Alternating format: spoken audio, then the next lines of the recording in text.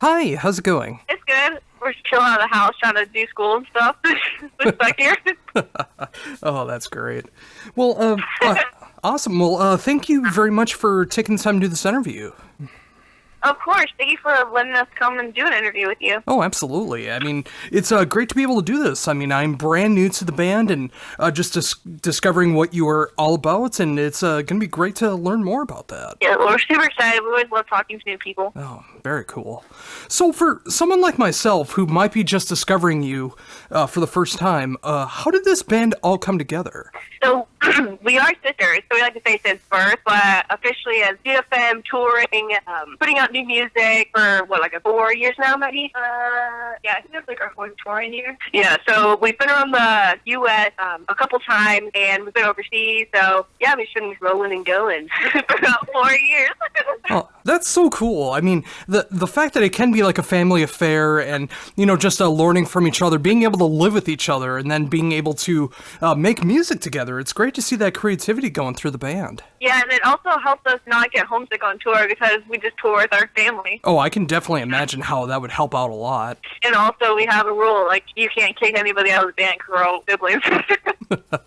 Oh, that's great. So, when you were starting this band, how did you decide what kind of style that you wanted to go for? Well, we kind of have changed our style a couple of different times. To be honest, we would do this and then we'd do that, and we would try to do what other people thought that they would like, or we thought other people would like. And it wasn't until Oh the Horror, which was our most recent album that we put out, that we actually found our sound, which is Beautycore. And when you take metal and it's all females, and kind of has like the pop punk mix into it. Yeah, and so we finally found our sound, and we finally found who we were. And I guess that just kind of what happens to everyone is you have to wait a little bit to see who you actually really want to be. And so we started out as rock, we did a little bit of metal, we did a couple ballads, we did some pop punk, and then we finally found that, okay, this is what we want to do, which ended up being a bunch of it, yeah. A little bit of everything. It's like post-hardcore pop punk for meets girls, so we just called it Beautycore.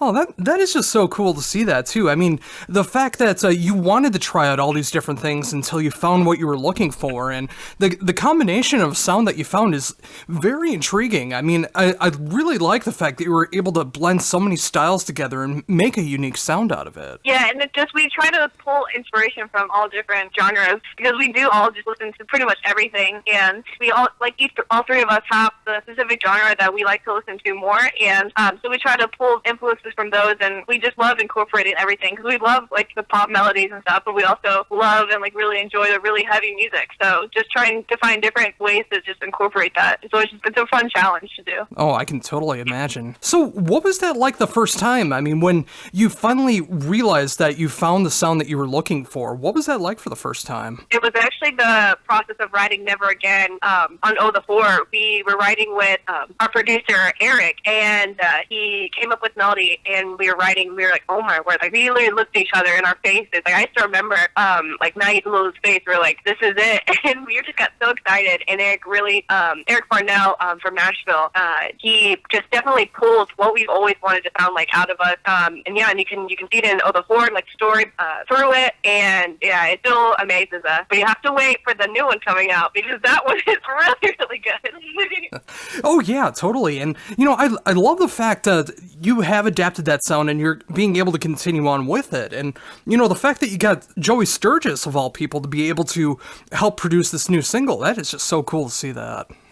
Yeah, it's a really surreal thing, because we grew up listening to the bands that he's worked with, and they're stars in our eyes. And so just being able to come into the music industry and make our own name for ourselves, and now that we're working with him and joining that list of bands, it's such a crazy thing, because we never knew we would be able to make it to that level, I guess. So what was it like to actually work with him on that basis? He's super fun, for sure. He is basically kind of like our older brother, and he definitely was that, what is it called? Pulled off our energy too, and yeah, he just made the songs so much better. And when we listened to those, because he sent the mixes when we were in the car, yeah, it just blew us away. We were like, oh my goodness, like we thought, oh, the horror was the greatest thing, and now this is the greatest thing. Yeah, because he's great musically, but on top of that, like we were in group chats with all the other producers that were working with us, and he was sending videos of him like playing the tambourine and like all these different Snapchat filters and stuff. So he's just a really fun guy as well. Oh yeah, and that's so important too. I mean, when you are making songs, when you're creating music, when you're doing everything in the studio, you want everything to go as smoothly as possible. And when you have good people like that get what you're going for, that can be fun people to work with, I mean, that just makes the whole experience so much better. Exactly, yeah. We always like to meet people first before we work with them, because it is a different kind of aspect working with teenage girls, because when we're writing and whenever we're coming up with ideas, they're just kind of all over the place, and we just start throwing them like 90 miles an hour, and people have to have that same mindset to be able to just understand us and like actually know what we're saying half the time. So just having people who are on the same wavelength as you is really important, and like not only just as the work aspect, but also like having fun, like we were saying, being able to connect on the same level at the same jokes and stuff is a really important thing, because we're really about like having that relationship type aspect when you're working with someone, to just, especially with writing, because it is such like an intense, like involved thing. Oh, I can totally imagine. So, with all this in mind, I mean, being able to start a new genre with what you're doing now, and being able to work with such amazing people in the studio, and being able to play shows like that, I mean, what's it like to be able to balance being in a band and being a teenager at the same time? We would like to know. It can get tough sometimes, but you just have to realize that for us, it's just kind of like having a job. And so lots of teenagers have jobs that they go to every day after they go to school, and they have sports, so it's just like another activity that we belong to. And so just making sure you have that balance of doing school, doing your day-sale job, and then also just giving yourself some free time and allowing that time to rest, because it's obviously very important to sleep, and sometimes that can get hard when you're on tour. So just making sure that we are prioritizing our health as well as our fans, because they are what help us do it. They're working so as much for GFM as we are, because they listen to our music, they support us through merch, they watch our YouTube videos. So it's like we're all in this together. So it makes it a lot easier to have our job. Oh, for sure. And yeah, it's great that you do mention about the health of everything, the audience and yourselves and everything that's going on. And that's why it was so unfortunate to see that you did have to cancel all upcoming shows because of everything that's going on in the world right now. Yeah, we were super sad when we found out, because we were trying to push it as long as possible and do as many shows as we could before they called and canceled it all. And we got one show in, we got all the way to Texas and played our first show and met a bunch of fans that we have known in the past, and then also a couple of new fans that we've just been dying to meet. We know them over social media. We joke back and forth, send jokes, and they reply to all of our stuff. So we were super excited to meet them, and we had a bunch of people like that who were planning to come to all the other shows. We have a whole group in Pennsylvania and a whole group in Ohio that we're definitely looking forward to seeing us. We had never played there before, and we had never met those people. We only know them online.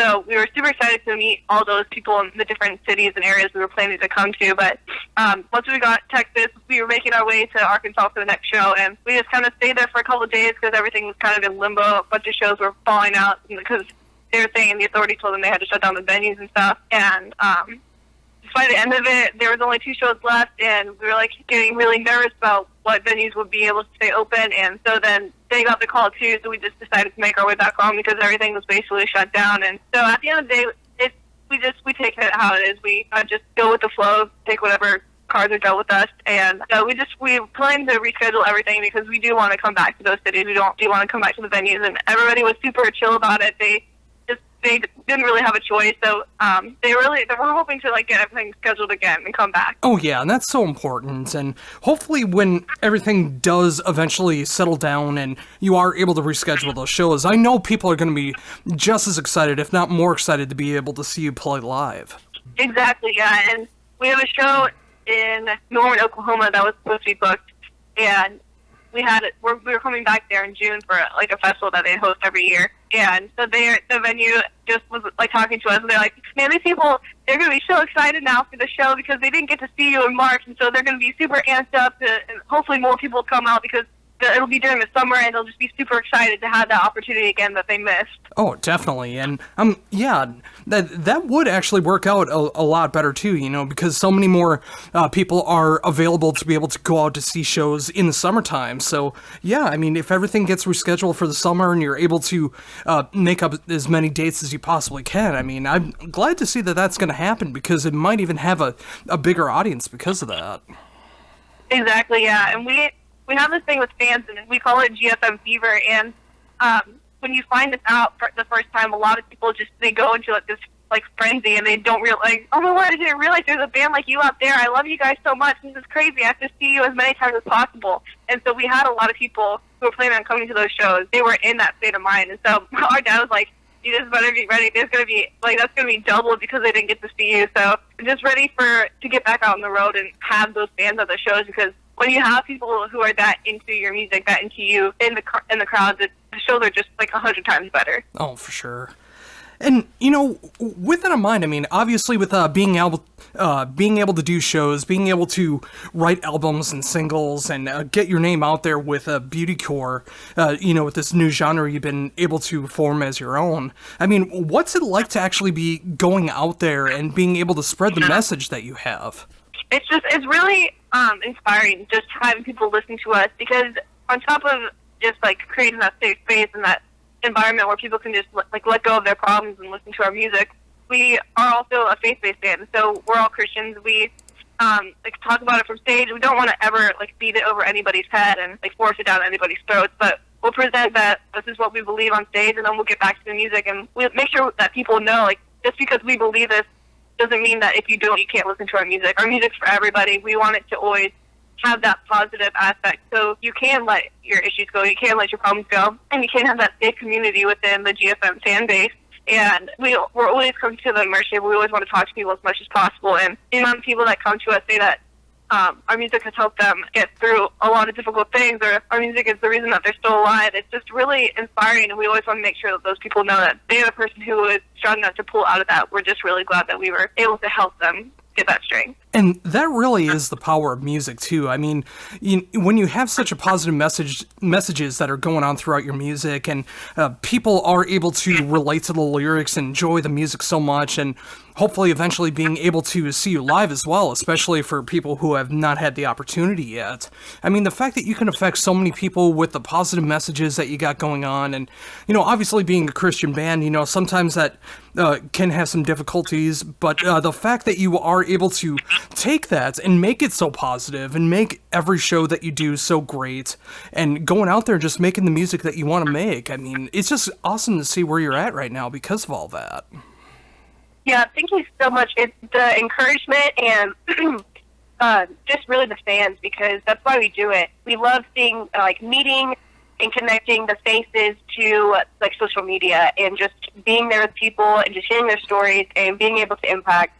Yeah, it's really the only reason why we do it. So, with that in mind, I mean, obviously, with the new single that's going to be coming on the horizon, I mean, how did you decide what song to be able to go and record as a single? Well, we just really took the entire project. What we usually do now is we get the project done like a year in advance, so we have time to really listen and just try to think over what song we want to release first. And we picked I Don't Need Your Fantasy for the first one in January that dropped, and it was just coming out of the horror, and that EP was about just finding yourself and accepting yourself and finally being happy with who you are. And so the first single we dropped off of the new project back in January was just explaining to people and telling people that you don't need what society is putting on you. You don't need those stereotypes or those expectations that are on you. You don't need to listen to those. You can be who you want to be just because it's who you're meant to be. Like, you don't have to listen to society, and like that doesn't have to rule your life. And so the next one that we're about to release kind of emphasizes that even more, and it just is very empowering, and just letting people know that we're here, we're not going away, and like this is who we are, we've accepted that, and like we're going to do everything in our power to just kind of take over the world. And again, that's so fantastic to see that too. I mean, especially the more that you are writing, the more that you get comfortable with everything that's going on in the band, that you're able to have those positive messages, you're able to have more of those relatable experiences and being able to put that in music form so other people are able to relate to it as well. I love that. Yeah, it's just a fun thing because people are reaching out to us and saying that because of our music, they're more confident in themselves, and it's another reason why we do it, just to help people just realize that they are valuable and that they do have work, and these people are finally accepting who they are, and it's a really cool thing to have this big community of people who are just learning together. Oh, so cool. So, for when everything does get rescheduled and you're able to get back out there and the world gets back to the way it should be, what should people expect from a GFM show? To be surprised, because you never know what's going to happen. I mean, we never know what's going to happen. Sometimes we'll play a show like, I didn't even know that was going to do that. But just come for a good time. Leave all your worries at your house. Walk in that door. Walk in that gate wherever you come see us, festival or show, venue, and just be ready to experience for either 30 minutes up to an hour, hour 30, however long it's going to be. Experience just a fun time and let go of all your worries and have some fun. I mean, our shows are just so much fun, and that's why it's just such a bummer that it got canceled, because playing shows is just so much fun. Like, that's the word to describe it, so. Oh, for sure. And that's why it's going to be such a great feeling when everything does get back to the way that it should be, and you're able to get out and start playing shows again, able to start writing new music again after being able to promote everything that's going on right now, and, just getting back things into motion. And I'm glad to see that you're already thinking ahead to all of that and wanting to get back on the road and being able to just spread the message of what you do. Yeah, we're just really excited, and hopefully it doesn't take too long to get back out there. Oh, totally. And, I think with that, I think that's a good note to end on, a good positive message, like hoping that things do get better eventually and something to look forward to with everything that you do here. I mean, whoever's listening to this interview, be it a longtime fan of the band or checking it out for the very first time, I hope that they go and check you out because there's a lot of good stuff to be able to check out here with a great positive message, a very unique blend of what's going on there, and what sounds like would be incredible shows once everything gets going back on there. And I'm very thankful to be able to help promote everything that's going on with GFM, and I thank you all very much for taking time to do this interview. Yeah, thank you so much. Definitely, if you're new, definitely check us out at The GFM Band everywhere: YouTube, Instagram, Twitter, Facebook, Spotify. Literally everything is The GFM Band or Gold, Frankincense, and Myrrh. So the website thegfmband.com. All the links are there. Yeah, figure it out. We do tour blogs, so if you want to kind of get prepared for a show, or you're in your home right now, you have nothing else to do, go watch those. You can watch some online shows, and then just get prepared. We can't wait to get back on the road. So thank you so much for letting us talk and have this time.